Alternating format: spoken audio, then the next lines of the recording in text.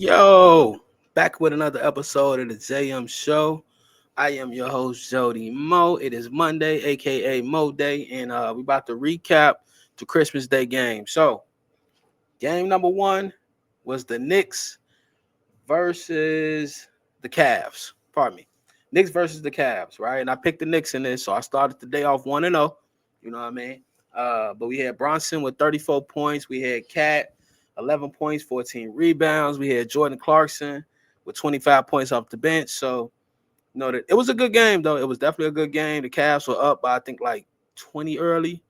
Knicks fought all the way back, and I think, that's going to be a problem for the Cavs. Once again, that's why I picked the Knicks, because the Cavs have a problem closing games. They go by, they go as Spider go. If he having a great game, which he had, they're going to be in the mix. But once he comes out and they got to rely on like Garland, and I heard he's still battling like a toe injury or something like that. But yeah, so that was a big dunk by Spider, Donovan Mitchell, and that was a big three by him too to cut it to one. But I think they should have fouled a lot earlier than they did. But yeah, man, Knicks take it, man. Shout out to the Knicks.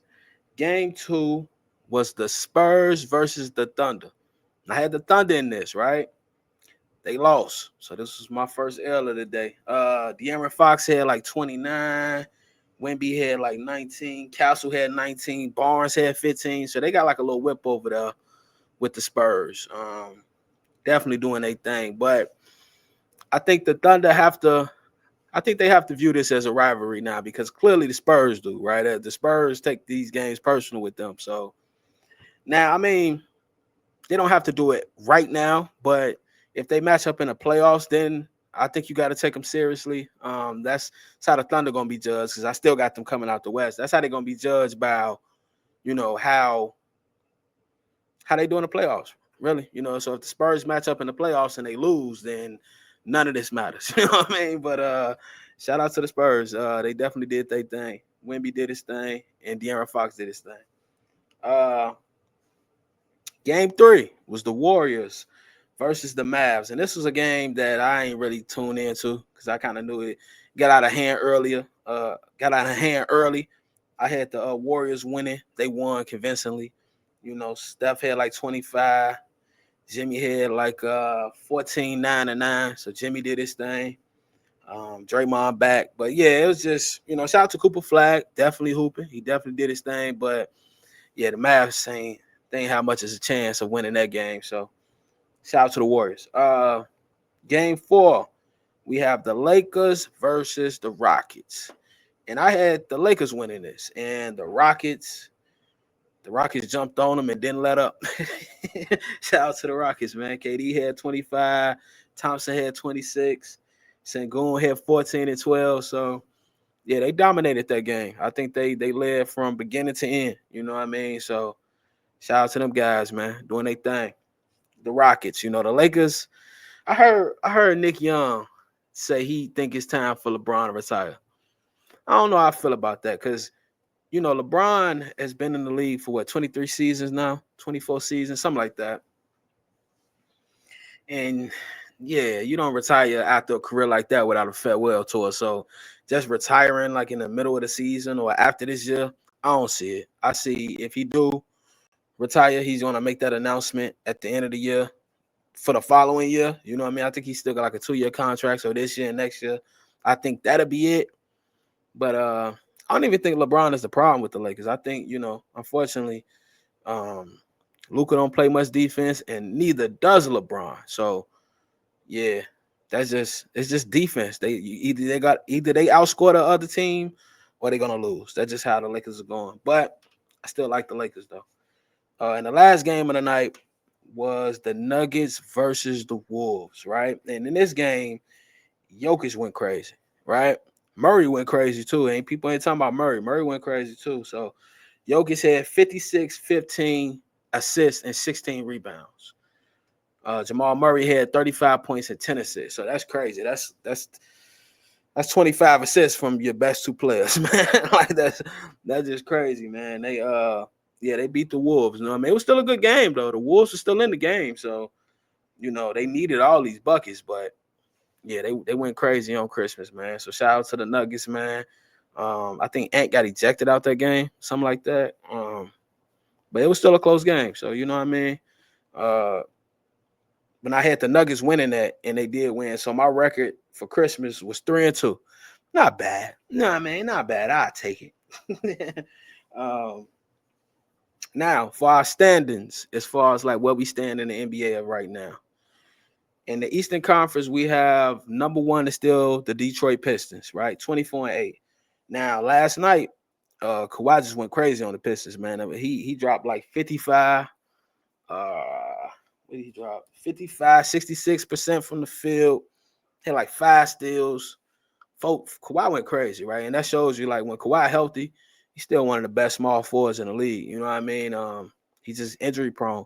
He got that injury bug and can't get over it. So that's always going to be a problem for him. But yeah, still one of the best, man. So shout out to Kawhi. Number 2 is the Knicks, 22-9. Number 3 is the Celtics, 19-12. Number 4 is the Raptors, 19-14. 5 is the Magic, 18-14. 6 is the 76ers, 16-14. At number 7, we got the Heat, 17-15. And number 8, we got the Cavs, 17-16. One game over 500, right? And then you got the Bulls who count on their heels at 15-16. So, you never know. But yeah, Eastern Conference, man, looking very, very winnable. You know what I mean? Shout out to the Knicks. That's my team coming out the East.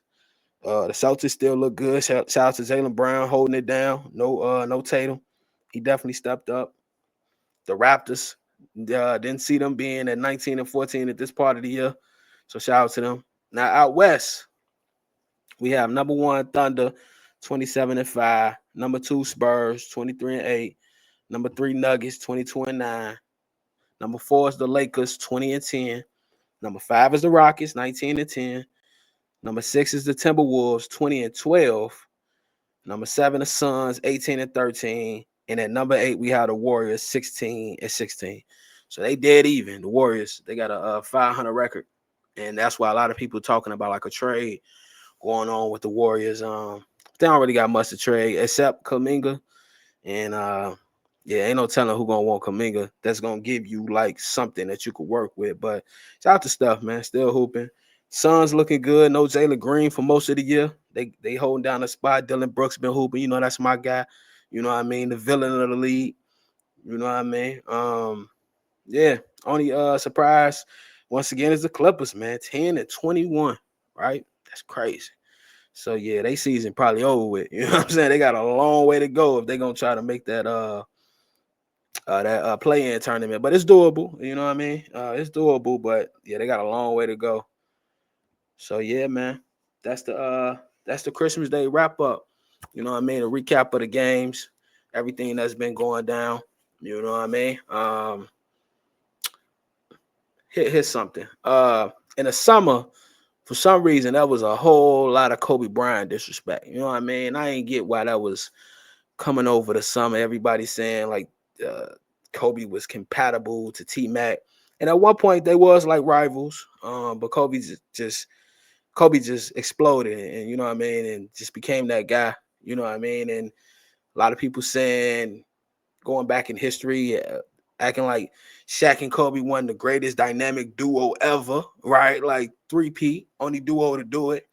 I mean, if you count Mike and Scotty, obviously, no disrespect to Mike and Scotty, but most people don't really call that a duo, right? But Shaq and Kobe was a duo, you know what I mean? So, but still, you got to give props to Mike and Scotty. But yeah, Kobe played his part in those rings, man. They acting like this robbing narrative. I always hated that narrative as a Kobe fan. He's robbing. Like, no, Robin don't take over the game. You know what I'm saying? Robin don't close the game. That's like, I like how my man Rashad McCann said, that's Superman, Shaq, and Kobe Batman. These are two juggernauts working together. You know what I mean? Making it happen. So yeah, I ain't really care for all that Kobe slander that was going on. It's a little too late to go back and speak on who was saying what. You know what I mean? Because if they still feel how they feel, then it should come back up probably later this year sometime. But yeah, man. I plan on doing my top 10 of all time and letting people know why I got Kobe ranked.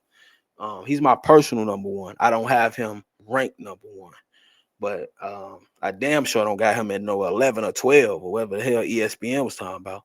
Tripping. But yeah, that's it for this episode, man. Shout out to y'all, man. All love from the JM Show.